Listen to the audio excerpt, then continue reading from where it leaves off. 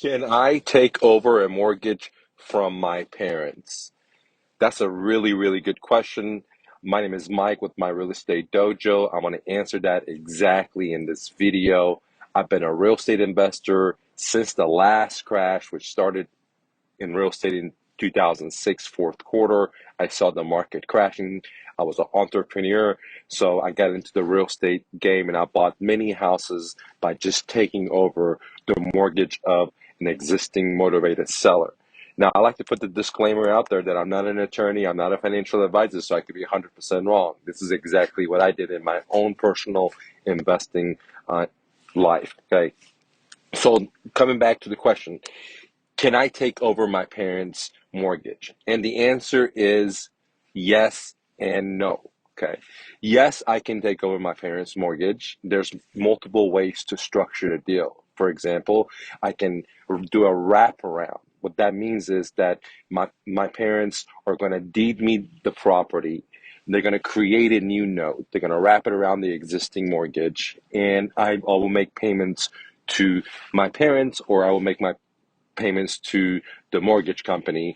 If I make it to my parents, then they would have to make it to the mortgage company, or I could make it direct. Okay, that's one way to structure the deal. Another way to structure the deal is without wrapping. For example, my parents can just deed me the property, and and I just start making the payments to my parents, or I can make the payments to the mortgage company direct. Okay, the third way to structure the deal is, for example, that uh, the deed is never conveyed, and basically still I'm under my parents' name.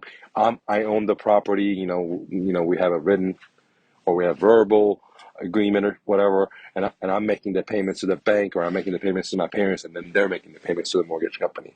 So there's basically three ways that I could structure that deal if I was doing that type of deal. The third is that the deed is never conveyed. So if someone looks at the county clerk's office or in the world's eye, my parents still own the property. Okay, I still have to take care of the taxes on the property, because if I don't pay the taxes, then they're gonna foreclose. I gotta still make sure that I make the monthly payments, because if I don't, then the bank will foreclose. But I own the property, but in the world's eyes, my parents own it. So that's the third way. Now, why do I say no? Because, can I take over my parents' mortgage? Technically, no. The reason I say no is because the banks, when my parents got a loan, for example, from the mortgage company, they had to sign a couple of pieces of paperwork. They actually signed a marathon of paperwork. One of the things they signed was called DOT, Deed of Trust. And a deed of trust is basically a collateral instrument that my parents pledged the property to be able to get that money. So if my parents didn't make the payments, the bank can foreclose on the property.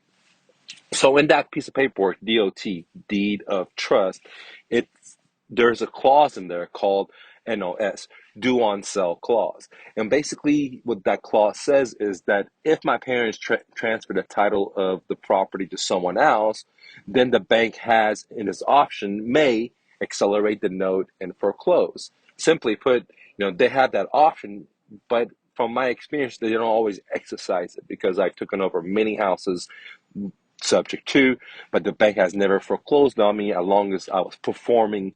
There was a performing note, as long as I was making the monthly payments, and I can get into that in a little bit why, in my opinion. Okay, now they have the possibility, they have the right to foreclose. Is at their option. So I say no, because the banks in the deed of trust, in the NOS, the due on sell clause, it says on there that they have the right to foreclose if the borrower slash seller, in this case my parents, transfer the deed to me. Okay, so that's why they say no. And majority of these loans that are coming out, after the 1980s, are non-assumable. And the reason from the 1980s, before loans were assumable, because interest rates were very, very low, kind of like what it is now. And then it jacked up to like 18% for real estate. And a lot of people were just selling their mortgages per se, and the property, because the mortgage had more value than the actual property, in a sense, because the new rates on the mortgages were like I said, 18%. Okay. So that's when the banks lobby Congress. They put the due on sale uh, and clause in there saying that if a borrower borrows money and they transfer the title, that they need to cash out the loan. If they don't cash out the loan, the bank has the right and may foreclose. Okay, so this is why it's no, no. The banks don't want it. The banks don't like it. Now there may be some loans out there from non-corporate banks, for example, like not from your average bank, like Bank of America, Wells Fargo, maybe a private lender that they wrote it in the deed of trust, the loan obligations that, hey, maybe it's assumable, right? But then I would say 90%, 98% of all the loans out there that are commercially based that Fannie Mae or Freddie Mac buy and resell to investors around the world are have due on sell clauses in them. Okay, so so to answer the question, can I take over my parents' mortgage? The answer is yes and no. Yes, because it happens. And the reason I tell you it happens because if you look at a HUD 1, which is a government-backed agency, HUD 1, whenever we go to a closing at a title company, on the buyer side, line 203, if I'm not mistaken, and on the seller side, line 503, it says buying houses subject to existing mortgage. So again, subject to existing mortgage. So everyone at the title company and higher ups know this happens.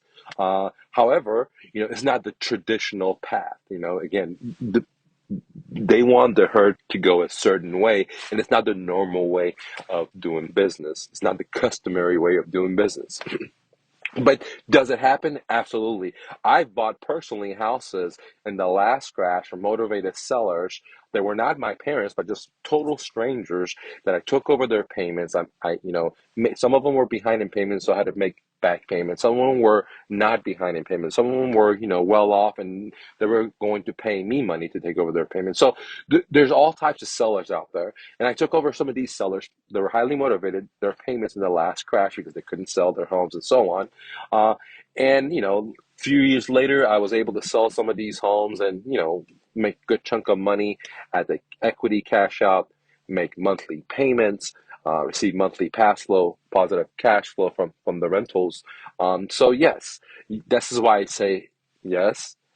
But I also say no because formally the banks don't want parents to deed over the property to their kids, and the kids take over their parents' mortgage. They want the kids to go and get a new loan, pay all that junk fees, the filing fees, all that stuff, all the extra prices, so the banks can make more money, and it's to their best interest. So now this is why I say no, because the banks don't want it, formula don't want it, now, can they call the loan on? Absolutely. But in my own personal experience, buying rental properties from motivated sellers by just through seller financing, through owner financing, through seller carrier, or AKA taking over payments, the corporate banks have never foreclosed on me. Even though the check was coming from a different person than the borrower, even we filed the deed at the county clerk's office, which the whole world knew that the deed was transferred over, even though we changed it at the insurance company. Guess what? The banks never foreclosed on me. Could they? Absolutely. So that is a risk. That is a risk. For example, as a real estate investor, when I have to put the money down to buy a subject to, maybe the house is behind in payments, I always weigh out that, hey, is it worth for me to put that $5,000 in there because the bank can foreclose on me? How much is it going to cost me normally if I get a traditional loan? And I try to, do a seesaw balance and make a decision because it is a risk for the seller. It's also the risk for me as an investor. But in my own personal mind, how I do business, and this is not a financial advice for you, again, I'm not a financial advisor. I'm not trying to tell you what to do. But for me, I'm just thinking out loud.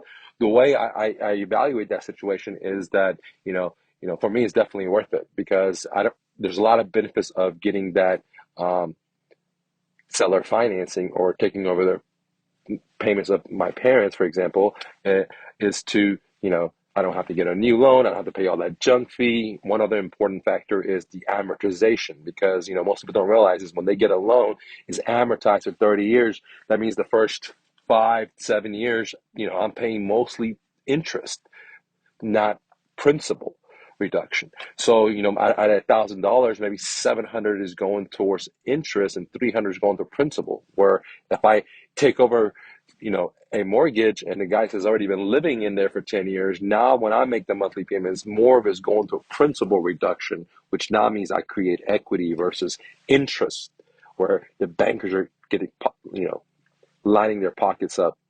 And I don't really like amortization, but that's the way it is in America. Okay. Anyways, guys, if you like this video, if you could click the like button. You have any thoughts, comments, leave it below. I read all of it. I'd love to help you out.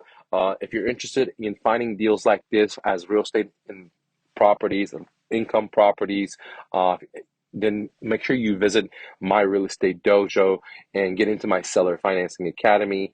And if you're looking for a best side hustle to build up your capital, build up your chips, then definitely check out the new Flip. It's a revolutionary business, or what I call best side hustle, where you could turn $100 into thousands of dollars by flipping bicycles in your local backyard. And at the same time, not making big chips, you also learn about the real estate business on how to market, how to talk, how to negotiate, how to filter, how to identify motivated sellers, all through flipping bicycles. So again, you learn while you earn. And then when you stack up your chips, and then you can get into the real estate game, which is, I believe, a much safer play than putting all this money up, when people don't know what they're doing. Individuals are rookie. That's just my personal opinion. Not trying to tell you what to do, but that's what I believe. So if you're interested in working with me, then check me out at myrealestatedojo.com, and don't take no for an answer. Peace.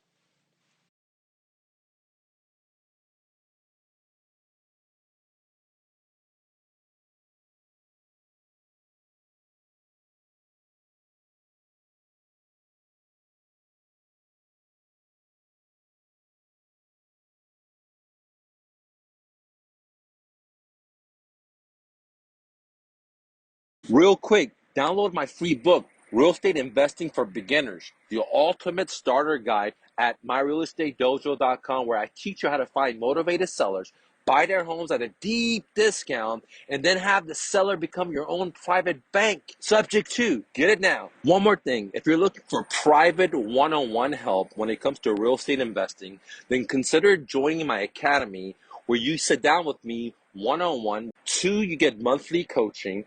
3, you get access to my best-selling courses. 4, you get access to my video library, and then the list goes on, for just $97 a month. Join me now at mrnofluff.com. Lastly, the best six-figure side hustle, bicycle flipping. Want to see how? Here's a behind-the-scene video how I did it. Go to thebestsidehustle.mrnofluff.com. Now let's get back to the content.